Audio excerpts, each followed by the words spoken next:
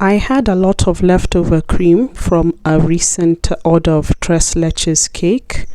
Didn't know what to do with it since I already had a lot of caramel and butterscotch sauce. I decided why not make a black forest instead. So the procedure is exactly similar to the white forest. The only change is substituting a bit of the flour for cocoa powder. So but everything else is exactly like that previous recipe, but on this at least I'll add a few other things of how you prepare the items needed to decorate the cake as well. So also there's that bit here where I'll show you. So we just start by whisking the egg whites until they're stiff, and I added the test that I had mentioned, that when your egg whites are ready they don't spill over the bowl, and there is the demo for that.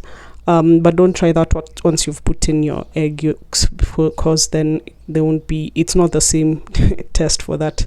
Anyway, so once your egg whites and your egg yolks are well beaten, adding the sugar a little at a time, and once you have your eggs and sugar into a nice frothy mixture, you can go in and sift the flour again.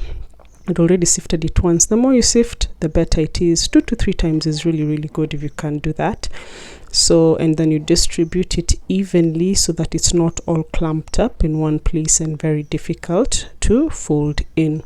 So just gently getting that into the eggs and sugar, and into the baking pan, aligned baking pan it goes, and then into the oven for about 20 to 30 minutes depending on the kind of oven. So now the prep that I'd talked about, so I'm going to macerate some strawberries. That's just sprinkling a little bit of sugar so that the juices can come out of them. That much is enough, not too much. You don't want them to be also excessively sugary.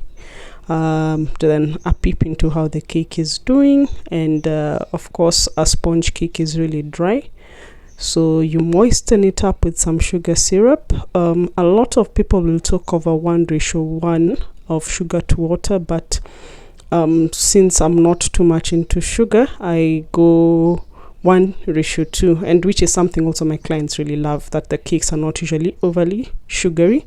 Just let that bubble and simmer.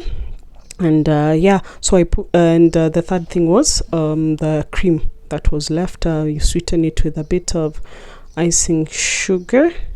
If you want, you can also flavor it with some vanilla. Now dairy cream, unlike whipping cream, is really sensitive. You have to, it's not something you want to overwork.